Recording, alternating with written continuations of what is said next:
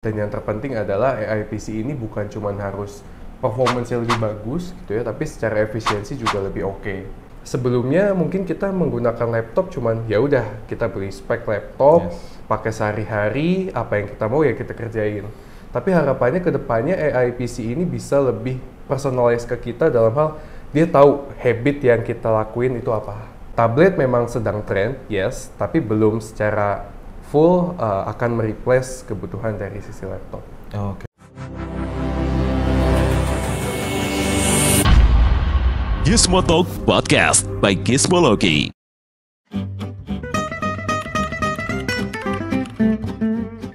Halo Gizmo Fans, balik lagi sama saya Pras dari Gizmology. Di sesi Gizmo Talk kali ini kita main di kantornya Acer Indonesia itu di Plaza, dan di sebelah saya ini ada, kalau Gizmo Fans mungkin ngelihat beberapa acara launchingnya Acer yang mungkin ada di artikel Gizmology.id ya, pasti familiar nih, biasanya ada di headline artikel gitu, karena dia yang bagian ngenalin produk terbarunya dari Acer. Ini ada Matius Titawirya, Consumer Notebook Product Manager Acer Indonesia. Biasanya kita panggil Mas John. Yes, betul. Ya. Halo teman-teman semua. Apa kabar? Baik, baik. Lagi sibuk menyiapkan line produk baru nih di kuartal ini. Bener, karena kita bentar lagi juga kedatangan AI notebook yang lain. Dan juga yang terakhir kita launching juga AI notebook juga. Jadi kedepannya mungkin second half ini banyak sekali produk AI yang akan datang. Nice, oke. Menarik tuh. Nah, karena emang episode Gizmo Talk kali ini tuh kita mau bahas AI PC ya, karena wording AI itu emang udah dari tahun lalu sih sebenarnya. Cuman tahun ini, awal tahun banget, apalagi kemarin di CES itu kayak makin banyak nih AI PC gitu. Mungkin pertanyaan pertama yang in general dulu, sebenarnya definisi AI PC itu kalau dari Acer gimana sih? Oke, kalau dari Acer definisi AI PC seperti apa? AI PC itu kalau buat kita sesimpel device yang udah punya dukungan AI, pastinya seperti itu. Nah, tapi di sini kita melihat ada beberapa poin penting di mana satu device itu bisa kita call out AI. Pertama adalah secara device dia juga sudah mumpuni hardware ya, secara hardware dia sudah mumpuni untuk menjalankan aktivitas-aktivitas AI. Dan yang terpenting adalah AI PC ini bukan cuma harus performance-nya lebih bagus gitu ya, tapi secara efisiensi juga lebih oke. Makanya kita lihat mungkin AI PC ke depannya selain dari fitur juga didukung dengan AI, tapi dari sisi desain juga diharapkan lebih tipis, lebih ringan gitu ya. Makanya bisa solve bukan cuman activity menjadi lebih cepat, tapi juga dari sisi penggunanya juga lebih nyaman. Jadi berarti definisi AI PC itu lumayan all-rounder ya, nggak cuman kayak ini ada software yang lebih cerdas, tapi the whole product tuh bisa berubah, bisa jadi lebih tipis segala macam. Betul, gitu. Karena diharapkannya yang berbeda dari AI PC dengan yang sekarang ya. Sekarang kan kalau misalkan kita ngomong activity AI udah bisa dijalankan mungkin dengan notebook yang ada grafiknya seperti itu. Tapi yang membuat berbeda nantinya adalah laptop tipis pun bisa menjalankan activity berat yang sebelumnya belum pernah dilakukan. Jadi making yang sebelumnya impossible menjadi possible. I see. Nah, itu juga saya penasaran kenapa. Tapi mungkin sebelum kita touch ke situ, ketika nanti AI PC udah banyak tersedia nih, itu tuh kalau di aktivitas harian kita pakai laptop, itu dia bisa ngebantu di bagian mana aja sih? Nah, mungkin kalau ada beberapa contoh gitu. Kalau sekarang kan si simple buat productivity ya, kita misalkan butuh materi, dia bisa bantu kita buat cari ideas. Kita nggak punya waktu buat bikin summary, dia bisa bantu kita buat just drop some text gitu ya, nanti mereka bikin summary. Mengingatkan kita juga bisa. Untuk creativity mungkin dia bisa bikin karya menjadi lebih cepat dan juga memberikan lagi-lagi drafting ideas yang sebelumnya kita paling sulit secara content creator untuk bikin ideas, tapi dengan AI kita bisa ya just simple bikin prompt, dia bisa bikin ilustrasi yang membuat lebih mudah lah ya buat kita masukkan ide-ide. Nah, harapannya gimana ke depannya? Harapannya selain tadi secara device itu juga lebih tipis, tapi AI ini bisa lebih personalized. Dalam hal adalah sebelumnya mungkin kita menggunakan laptop cuman ya udah kita beli spek laptop, pakai sehari-hari, apa yang kita mau ya kita kerjain. Tapi harapannya ke depannya AI PC ini bisa lebih personalized ke kita dalam hal dia tahu habit yang kita lakuin itu apa. Contoh, Misalkan tiap pagi kita butuh untuk driving dari sini ke sini, gitu ya, dari tempat A, dari rumah ke tempat kerja. Dia bisa kasih kita reminder. Oke. Dia udah mengerti habit-habit kita seperti apa, gitu ya. Jadi pengalaman yang mereka mengerti dan menjadi sesuatu something yang personalized, ini menjadi nilai value lebih, di mana AI bisa menggunakan itu, bisa memberikan itu, dan laptop yang sebelumnya belum pernah bisa memberikan itu, seperti itu. Harapannya sih ke sana ya, karena kita lihat ya teknologi yang semakin kesini aja udah semakin sudah dekat ke sana meskipun belum seperti itu. Oke. Gitu sih. Ya jadi kita pakai laptop mungkin tiap hari ya. Betul. Jadi ketika kita pakai laptop tiap hari, kita udah ngerti, kita kalau mau bikin dokumen, mau ngapain, kita udah paham. Mungkin nanti dengan ada APC, laptopnya juga ikutan paham sama kita, jadi lebih gampang gitu ya. Betul, habitnya yang bisa mereka kenali dan sesimpel kita kayak beli laptop, semua laptop gitu ya kan pada dasarnya udah ditetapin nih speknya kayak gini.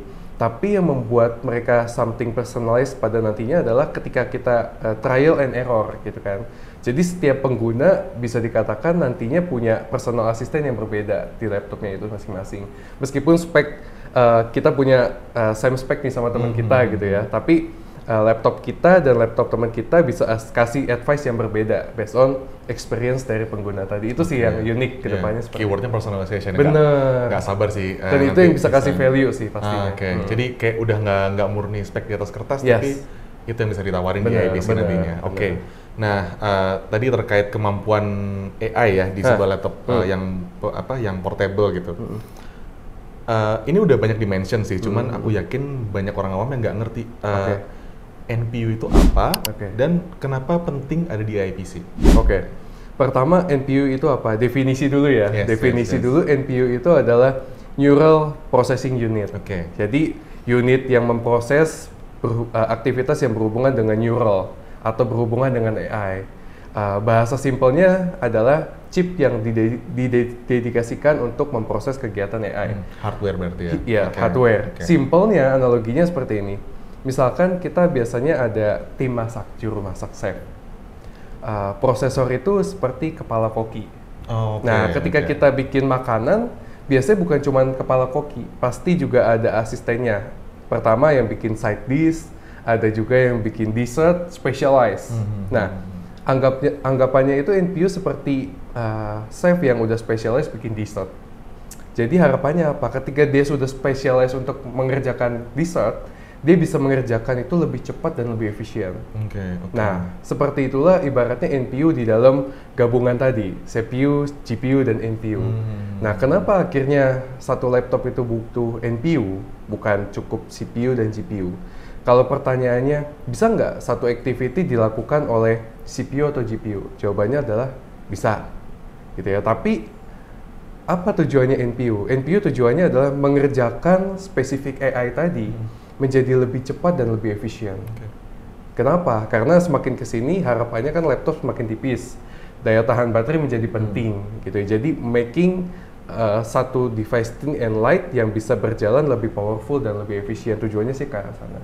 Oke. Jadi kayak tambahan hardware yang justru ketika kita pakai buat aktivitas AI itu meringankan CPU dan GPU. Jadi diharapkan laptopnya bisa tahan baterai lebih lama. Betul. Ya nggak perlu kerja keras gitu ya. Betul. Karena betul. Jadi ya ini tren kedepannya laptop akan ada banyak mungkin semua laptop akan ada NPU buat AI gitu ya. Dan NPU-nya bisa semakin kesana semakin powerful. Mungkin dari yang sekarang cuman yang tadi simple activity, nanti lebih tinggi lagi karena biasa NPU itu speednya diukur sama TOPS ya. TOPS ya. TOPS. Makin kesana sekarang kalau misalkan contoh yang saat ini ada di generasi prosesor itu kan sekitar 10 sampai 15 TOPS. Nanti yang akan datang di atas 40. Bahkan seperti yang si Copilot Plus udah launching aja, dia punya standar requirement itu 40 TOPS untuk bisa menjalankan Copilot Plus PC. Udah kelihatan sih future-nya seperti apa. Jadi kayaknya buat reviewer tekno, selain CPU sama GPU, kita harus ngerti NPU ya. Betul. Dan perkembangannya. Betul, dan bukan cuma ngerti NPU, tapi juga ngerti gimana kita bisa kasih demo ya. Kayak gini, NPU-nya jalan nih kayak gini. Biar bukan cuma penggunanya itu ngerti NPU itu apa secara definisi, tapi juga ngertiin real apps-nya, real skenario-nya seperti apa. Itu yang penting sebagai media ya. Iya, betul. Ya kayaknya perlu lebih banyak real life scenario ya. Betul. NPU ini dipakai buat apa? Betul. Oke, kalau tadi kita anggapkan NPU kan sebagai hardware baru. Nah, untuk CPU-nya sendiri nih kita lihat dari CES kemarin, terus announcement termasuk dari Acer juga. Kayaknya ada tren baru di mana sekarang tuh prosesor udah nggak Intel sama AMD aja, Qualcomm nih sekarang paling hangat banget ya, ARM PC. Prosesor mobile dibikin buat laptop, NPU-nya powerful bisa buat AI. Itu bakal jadi tren kah ke depannya atau mungkin kayak tambahan mengiringi Intel sama AMD gitu? Nah, ini pertanyaan menarik ya. Karena ya pada dasarnya kita sebagai brand juga awalnya melihat ini sebagai satu yang opportunity juga, gitu ya. Karena Qualcomm sebelumnya terkenal di marketnya smartphone, yang terkenal Snapdragon ya, udah terkenal banget. Sekarang masuk ke ranah laptop, plus dan minus. Tapi kita lihat sih plusnya banyak sekali. Contohnya adalah ya karena dia adalah salah satu yang pakai platform ARM, gitu ya. ARM itu terkenal sama daya tahan baterainya, yang jauh sekali lebih panjang karena integrasinya yang lumayan bagus tuh antara chipnya ya. Dan kita lihat memang masih sangat sedikit dan cukup kurang populer di pengguna laptop gitu ya. Tapi kita lihat ketika brand ini bisa mengedukasi, balik lagi ya, kita kan user bisa tahu value-nya itu karena kita educate-nya dengan tepat sasaran. Dan tepat secara bahasanya juga bisa mudah dipahami. Dan kita lihat ARM ini salah satu yang menjadi diferensiasi adalah daya tahan baterai. Kita ambil contoh aja, mungkin nanti Swift yang akan pakai Qualcomm itu berbeda dengan Swift yang menggunakan platform lainnya dari sisi daya tahan baterai di atas 20 jam. Wah, gila banget. Otomatis menjadi game changing banget gitu ya. Sesimpel kita bisa bilang ke pengguna kalau misalkan dia nggak perlu bawa charger lagi. Ya, karena charger saya pikir karena kita kalau bawa laptop relatif lebih berat dari tablet ya. Jadi buat sobat back pain ini agak malas gitu bawa charger. Jadi kedepannya mungkin kita nggak perlu bawa gitu. Betul. Karena anggapannya gini. Contoh sekarang laptop yang premium kan sekitar 1 kg. Anggaplah seperti itu ya. Ditambah bobot charger 200-300 gram. Total 1,3. Lumayan banget ya. Nah, kalau misalkan di-convert ke model yang bukan premium, anggapnya 1,3 kilo. 1,3 kilo sekarang nggak perlu bawa charger lagi. Jadi value dari laptop yang 1,3 kilo ini, yang pastinya secara price lebih murah, itu semakin tinggi value-nya. Karena bisa bersaing secara portability dengan laptop yang kita bisa bilang flagship, yang tadi 1 kilo. Bedanya adalah yang satu perlu bawa charger, yang satu tidak perlu membawa charger. Dan seperti itu. Dan bukan cuma daya tahan baterai yang membuat si Qualcomm ini unik, tapi tadi dari sisi kemampuan NPU-nya itu juga so far, based on yang informasi yang ada, ini menjadi salah satu prosesor yang punya NPU paling besar saat ini. Topsnya lebih dari 40. That's why dia menjadi salah satu Copilot Plus PC pertama rata-rata di semua brand.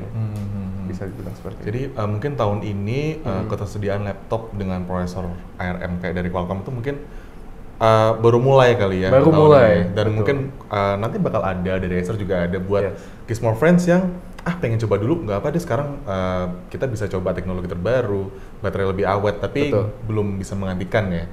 Masih belum ya? Masih proses, sedikit tadi kita ngebahas portabilitas ya, karena kan laptop dengan prosesor ARM itu bisa lebih portable. Nah, sekarang tuh orang-orang kebanyakan juga melihat tablet sebagai alternatif. Tablet ya kan.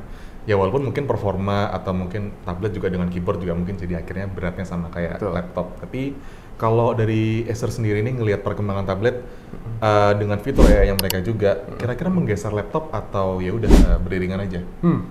Menggeser laptop atau enggak ya? Atau mungkin Acer bakal punya tablet ke depannya kalau lumayan. Boleh kalau lumayan gede marketnya gitu ya. Kalau sekarang sih kita melihat satu hal yang pasti ya. Pengguna tablet dengan tadi segala kelebihannya, ada fitur AI dan segala macamnya itu semakin kesini semakin trending dan semakin banyak juga mungkin peminatnya ya. Karena tadi betul sekali poin portability-nya yang saat ini belum bisa digantikan oleh laptop. Laptopnya sudah mulai tergeser nih kalau buat user yang cari portability. Karena biasanya tablet juga punya size yang lebih kecil gitu ya, ukuran yang lebih compact, desain yang lebih ringan seperti itu. Tapi kalau misalkan pertanyaannya soal apakah akan menggantikan, saya rasa sih belum. Tren, yes, tapi menggantikan belum. Karena ada satu hal yang tidak bisa untuk saat ini ya, belum bisa untuk dipenuhi tablet, tapi masih bisa dipenuhi oleh laptop, yaitu adalah performance, balik lagi, raw computing gitu ya. Dimana kalau misalkan kita expect user cari device yang cukup ringan untuk kerjain casual productivity, ya buka office, balasin email, browsing, mungkin tablet is just enough. Tapi kalau misalkan user cari activity yang lebih berat, contohnya ngolah data spreadsheet gitu ya, sampai dengan rendering dan segala macam, saat ini tablet belum punya jawaban untuk itu. Jadi kita masih melihat tablet memang sedang tren, yes, tapi belum secara full akan mereplace kebutuhan dari sisi laptop. Ya nggak bisa bohong karena tablet juga dimensinya kecil ya, kita nggak bisa naruh kipas buat performa rendering yang stabil. Desainnya tipis ya, belum bisa. Mungkin untuk certain use case bisa, tapi belum bisa menggantikan laptop. Tapi Acer bakal bikin laptop, bakal bikin tablet kan? Belum tahu. Pertanyaan yang belum bisa dijawab sekarang. Oke. Nah, kemarin Acer udah merayakan 25 tahun nih eksistensi di Indonesia.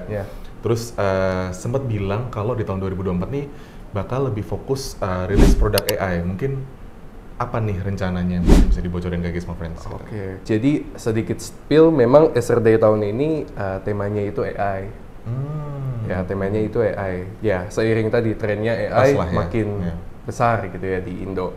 Dan just info sedikit mungkin, bukan cuma laptop ya, tapi sedikit nggak apa-apa. Nggak cuma laptop, tapi nanti ada juga device yang bukan laptop. Bukan laptop. Laptop. Dan kalau sekarang kan kita ngomongin AI yang ada di Acer cuma ada di laptop gaming dan Swift ya, so far. Tapi nanti juga akan ada di Aspire. Nice, Aspire itu lebih ke segmen entry levelnya ya? Mainstream ya, lebih ke user yang basic essential productivity. Juga bakal ada di mereka. Ya, kenapa? Karena memang kita mau create AI ini bisa touch ke lebih banyak market. Yang mana sebelumnya mungkin marketnya lebih ke premium ya, karena Swift dan gaming gitu ya. Tapi kalau ketika kita masuk ke Aspire, pastinya secara price juga lebih affordable gitu ya. Jadi diharapkan kita bisa create satu device yang AI for many. AI for many. Nice ya, jadi lebih banyak orang yang bisa nyoba nantinya ke depannya, nggak cuma di lini premium dan gaming. Betul. Berarti selain laptop, soalnya tuh saya juga mau nanya nih, karena kemarin terkait ekosistem ya, sekarang tuh brand tuh kayaknya banyak gitu, mereka bikin laptop, bikin produk lainnya, wearables atau lainnya. Dan kalau Acer sendiri ada rencana nggak sih kayak bikin produk IoT atau lebih ke ya udah kita bikin produk kita kompatibel dengan aksesoris lainnya yang sudah ada gitu? Kalau ngomongin produk IoT memang Acer punya, tapi memang secara Acer Group ya, Acer Group Company, kita punya salah satu solusi IoT. Dan kita pernah menerapkan di Indo. Memang itu beberapa tahun yang lalu ya, soal seperti solusi smart apa gitu ya, yang diterapkan di industri. Cuman memang sekarang ini masih belum terlalu besar demand-nya kalau kita lihat di Indo. Tapi kalau ditanya ada atau enggak secara portofolio, itu ada. Jadi ada rencana ekosistem itu diperlebar gitu mungkin di sini?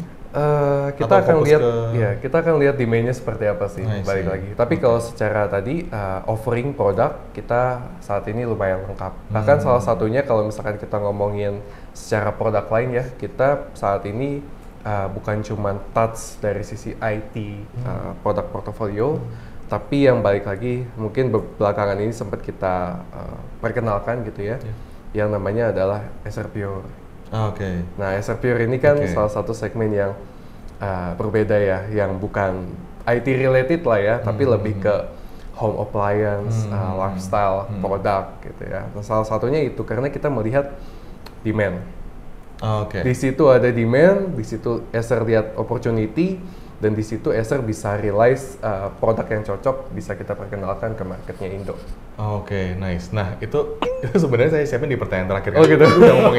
udah ngomongin IPC nih. Tapi kemarin Acer ngadain acara buat media, terus kayak mereka nampilin hair dryer guys, my friends, kayak Acer bikin hair dryer dari lini Acer Pure ya. Ini alasannya kenapa bikin jenis produk kayak hair dryer gitu, dan apakah kedepannya bakal rilis di Indonesia? Oke. Kedepannya akan rilis ke Indonesia atau enggak? Yes, rilis. Oh, nice. Yes, Oke. yes. Cuman mungkin Acer Pure ini kan kalau buat teman-teman yang belum familiar gitu ya, Acer Pure ini adalah salah satu Acer Group juga. Jadi memang produk variasinya itu banyak. Oke. Nggak cuma tadi hair dryer, tapi kayak misalkan purifier, humidifier, vacuum cleaner gitu ya. Sampai tadi hair dryer adalah salah satunya. Itu banyak sekali secara lini produk gitu ya. Jadi nanti ditunggu aja yang mana nih dari seri-seri ini yang akan datang ke Indonesia duluan pertama kali. Mungkin di kuartal 3 atau kuartal 4 tahun ini seperti itu. Tapi balik lagi ke pertanyaannya, kenapa Acer akhirnya touch market lifestyle gitu ya? Bukan berarti kita akan meninggalkan IT industry gitu ya, tapi kita balik lagi melihat opportunity di sana. Nah, salah satunya kenapa kita mau touch home appliance adalah kita melihat market Indo, terutama environment. Salah satunya adalah kenapa kita mau meluncurkan contohnya humidifier, purifier, karena kita melihat big city seperti Jakarta kan so far kondisi lingkungan hidupnya kurang oke. Yes. Ya, kemarin kita saat Acer 25 tahun aja kita pajang satu Acer Pure juga sampelnya di sana. Kalau Mas Pras lihat gitu ya. Acer Pure-nya kebetulan warnanya putih, tapi ada lampu warna merah. Merah itu adalah kondisi... Merah itu adalah AI dari Acer Pure ini mengenali kondisi sekitar yang kurang oke secara udara polusi. Jadi harapannya adalah objektifnya kita meluncurkan Acer Pure ini adalah ada satu perangkat yang smart gitu ya, bisa untuk mengantisipasi keadaan yang kurang oke ke user. Ya, jadi harapannya bisa mencegah kondisi kesehatan user yang semakin buruk. Oke. Jadi bisa memperbaiki kondisi itu. Kayaknya pentingnya buat warga Jakarta sama penting banget, penting banget. Ini bukan kabut, ini polusi gitu. Betul. Ya. Kadang kan dilihat, wah Jakarta pagi-pagi udah kok kayak berkabut gitu ya. Kok ternyata hawanya panas. Iya. Ternyata ngecek pakai aplikasi AQI-nya, wah indeksnya kurang. Lumayan. Nah, tapi kalau boleh di-spill nih, kan ada beberapa brand lain yang dia juga bikin air purifier, bikin hair dryer dengan harga terjangkau. Kalau Acer Pure ini lebih ke kasih solusi premium dengan harga terjangkau atau juga entry level juga? Segmennya ke mana nih? Oke.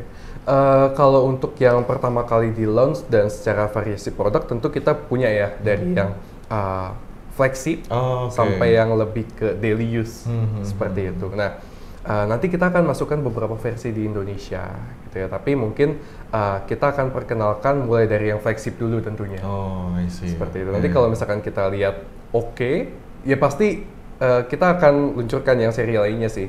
Karena seperti yang tadi Mas Pras sebut beberapa line up dari Acer Pure, itu saat ini memang Indonesia bukan market pertama kali yang menjual dan memperkenalkan. Tapi kita juga sudah memperkenalkan juga di beberapa developing country di Asia, seperti di Jepang. Nah, di Jepang kita juga sudah meraih first bestseller di sana untuk Acer Pure ini. Dan kita harap, itulah kenapa salah satunya kita juga mau coba jualan juga di Indo. Karena biasanya Acer as a country, Jepang untuk home appliance pasti sangat kritis masyarakatnya di sana, dan kita lihat Acer Pure secara produk quality-nya oke. Nah, that's why not kita bawa ke Indonesia juga, karena secara produk quality oke, secara environment juga Indonesia salah satu yang tepat gitu ya, dan ya dengan variasi produk yang banyak, kenapa nggak kita mulai coba perkenalkan di market Indo. Berarti di Jepang udah lumayan laris itu? Iya, number one kemarin saya lupa websitenya apa gitu ya, tapi number one juga di Jepang. Itu kayak the whole lineup of Acer Pure products atau kayak lebih kayak purifiernya? Ada beberapa seri, ada beberapa seri yang number one di sana. Gitu. Menarik. Paling komen dari saya ya, harapan, karena selama ini tuh produk ekosistem itu ada dari brand tuh banyak banget, cuman ketika kita udah beli kayak air purifier gitu, kadang tuh spare part sih, jadi kan kayak filter harus diganti beberapa kali dalam setahun gitu, terus ternyata produknya udah nggak ada, udah discontinue, kita susah. Cuman kalau Acer ya saya percaya karena pernah pakai laptop Acer juga, service cuma 2 hari, cepet banget. Kira-kira untuk after sales gimana? Nah, itulah kenapa launching di Indonesia itu cenderung lebih delay. Karena kita mau make sure salah satu hal yang tadi Mas Pras bilang, secara warranty itu kita perhatikan dulu. Jadi kita prepare dulu nih, lebih dulu sebelum akhirnya kita launch. Karena percuma ya kalau misalkan kita launch dulu, tapi yang lain seperti spare part itu menyusul ya. Tentunya kita nggak mau Pure ketika pertama kali rilis ini malah menjadi memberikan bad experience gitu ya. Kita mau persiapan itu dulu sebelum akhirnya nanti on sale di market. Nice, nggak usah duluan lah, udah yang penting sustain aja produknya sama spare partnya itu paling penting soalnya. Siap, oke, thank you banget Mas John atas semua insight-nya kayaknya.